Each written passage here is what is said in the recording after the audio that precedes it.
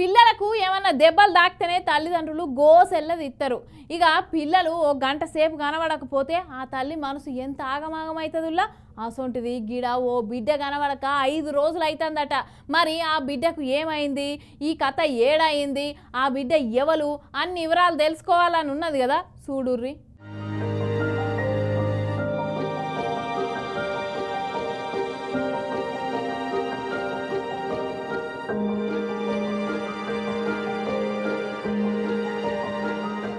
Array కన్న కడుపు కోత కన్న తల్లికే తెలిసి ఉంటదిలా.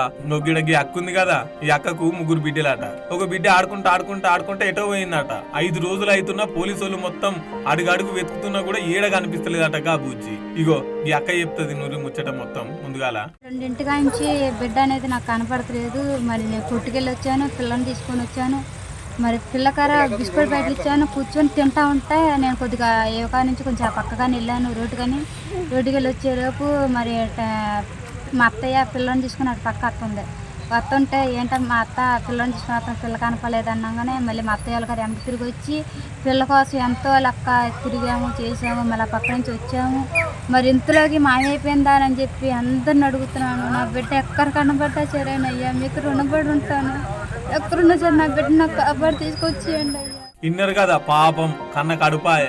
అక్క పానం ఎంత కొట్టుకుంటుండాలి, పాపం ఎట్లా బాధపడుతుంది చూడురి. ఇక్కడ ఫోటోలో కానొస్తుందిగా గీ బుజ్జేనంట.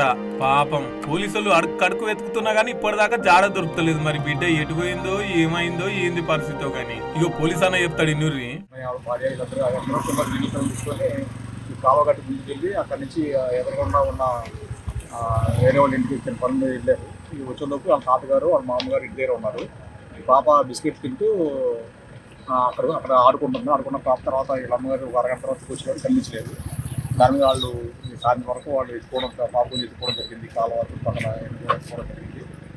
కనిపించిపోయేటికి రాత్రి పోలీస్ స్టేషన్ కంప్లైంట్ నమోదు చేశారు.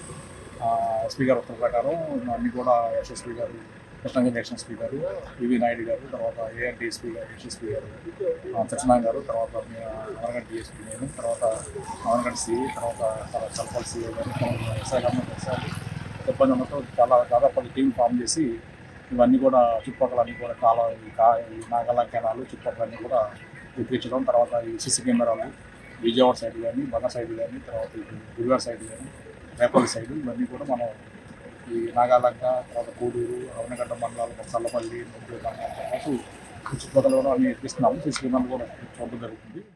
ఇగో ఇది అవనిగడ్డ నియోజకవర్గంలో జరిగిందట. ఈ బుజ్జి పేరు దివ్య, 3 ఏళ్ళు ఉంటది. 5 రోజులైనా బిడ్డ జాడ కనిపించపోయేసరికి పోలీసు వాళ్ళు అయితే కేసు సవాల్గానే తీసుకొని మరింత గాలింపు చర్యలు చేపడుతున్నారు. బిడ్డ ఎక్కడున్నా సల్లగా తిరిగి రావాలని తల్లిదండ్రులు ఆడున్నోళ్ళంతా కోరుకుంటున్నారు. ఆ తల్లిదైతే ఒక్క తిరుగు కోస కాదు పోన్రి, 5 రోజులు అవుతుంది దొరకకంటే ఆలోచన చేయాల్సిన ముచ్చట్నే అని చెప్పేసి పోలీసు వాళ్ళు అయితే సీసీ కెమెరాలు అనుమానం వచ్చిన వాళ్ళను ఎంక్వైరీ చేసుడు గట్టిగానే చేస్తున్నారు. ఆ బిడ్డ ఏడుందో ఎట్లుందో ఏమయ్యిందో ఆ బిడ్డ ఇంటికైతే చల్లగా తిరిగి రావాలని చెప్పేసి మనం కూడా కోరుకుందాముల్లా.